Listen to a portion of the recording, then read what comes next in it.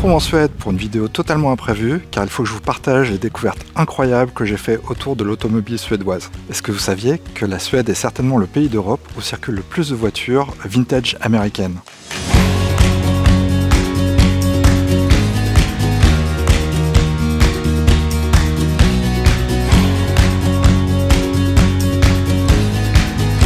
Je vais vous faire également découvrir quelques petites choses étonnantes sur l'automobile suédoise et leur customisation. Générique.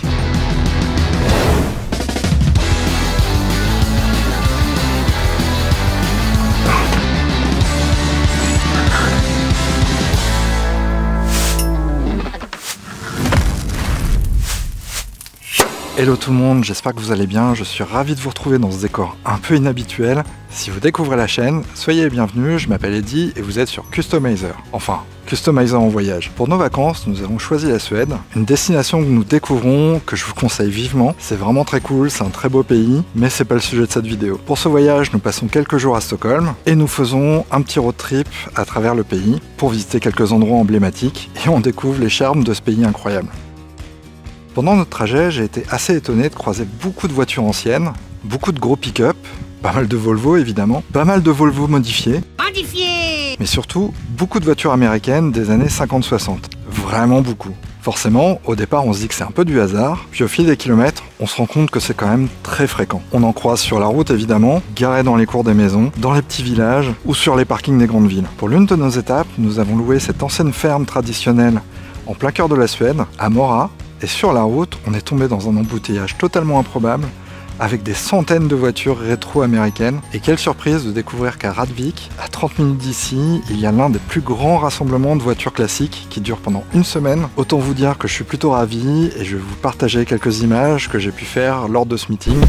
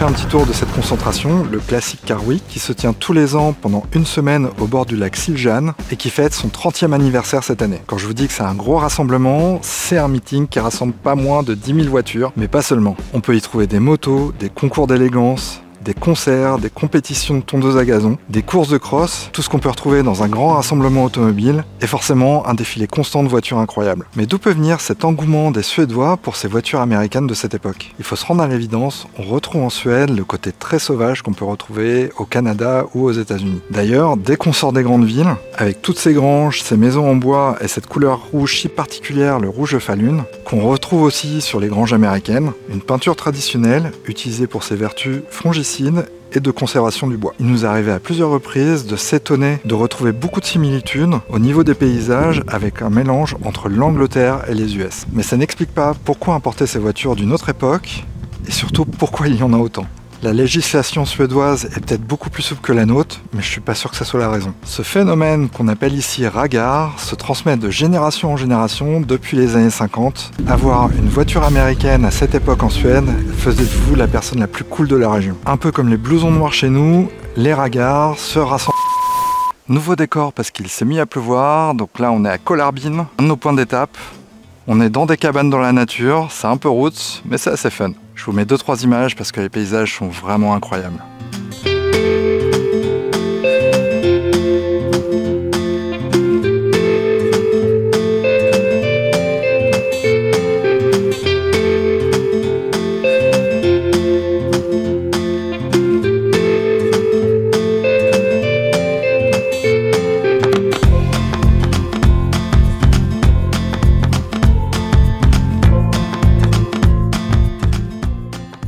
Un peu comme les blousons noirs à l'époque chez nous, les ragards, alors je sais pas rouler les R donc ça se dit un peu différemment. Raggare.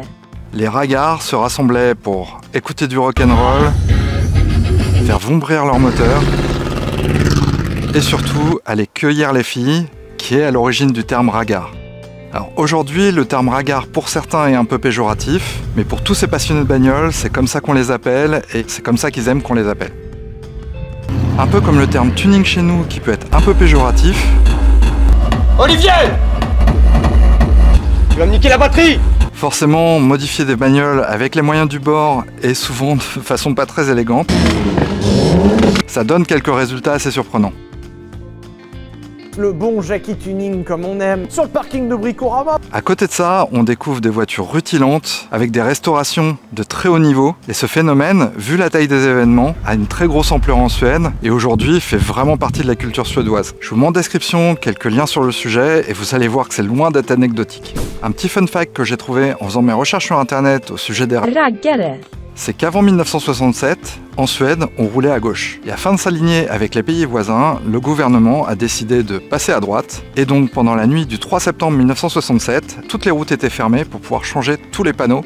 Et autant dire qu'au petit matin, c'était bien le bordel sur les routes. Donc ce jour-là s'appelle le Dagen H, pour Hagen Traffic, le jour où la circulation passe à droite. Autre rencontre qu'on peut faire assez souvent sur la route en Suède, on croise de vieilles Volvo, de vieux pick-up modifiés qui roulent tout lentement sur le côté. On se demande s'ils sont en panne ou s'il faut aller les aider. Et en fait ici c'est l'équivalent de nos voiturettes. Donc ces voitures qu'on appelle des attractors, elles arborent un gros panneau rouge derrière pour signaler que c'est des véhicules lents. C'est des véhicules qui sont bridés à 30 km/h et ça peut être des véhicules de série sous condition qu'ils respectent ces 30 km/h. Et donc c'est des voitures qu'on peut conduire sans permis. Mais avant ça, il y avait une législation qui était plus liée aux véhicules agricoles qui permettait de conduire des véhicules modifiés sans siège à l'arrière, et c'est pour ça qu'on croise souvent des Volvo coupés à l'arrière, en mode pick-up, hyper rabaissés, avec des grosses jantes, la sono à fond, avec un jeune de 15 ans au volant. Alors ça aussi c'est un petit phénomène ici, on estime à 50 000 véhicules attractors en Suède, autant dire qu'on en croise pas mal sur les routes,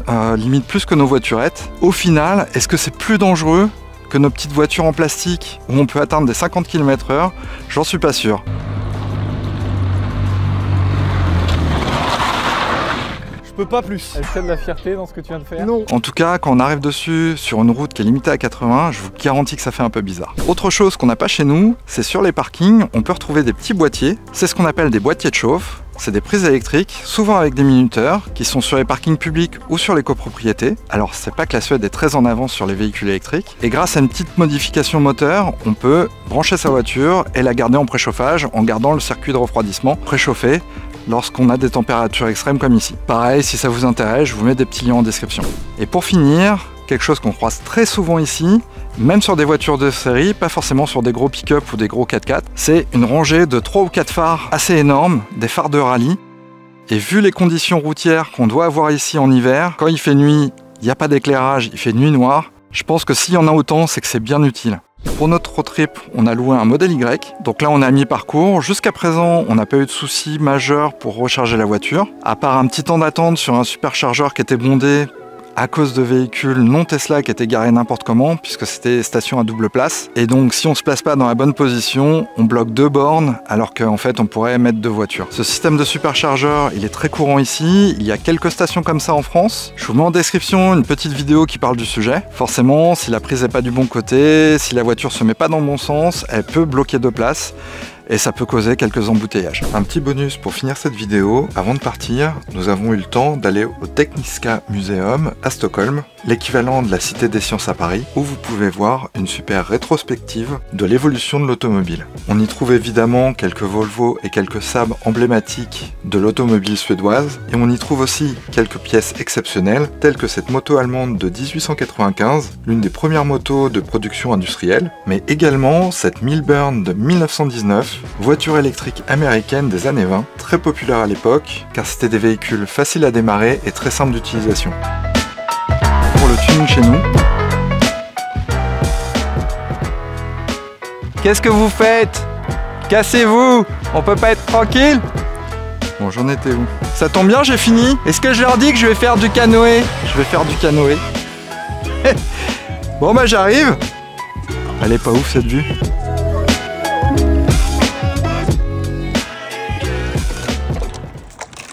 Ça fait longtemps qu'on n'a pas eu un accident bateau.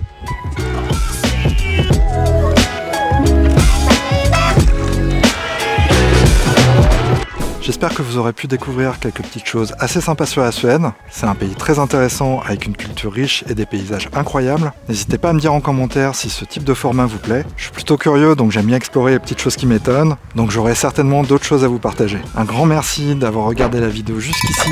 Si ce n'est pas déjà fait, et c'est mal, vous pouvez vous abonner ici ou découvrir d'autres vidéos de la chaîne ici. Je vous dis à bientôt pour de nouvelles découvertes sur Customizer.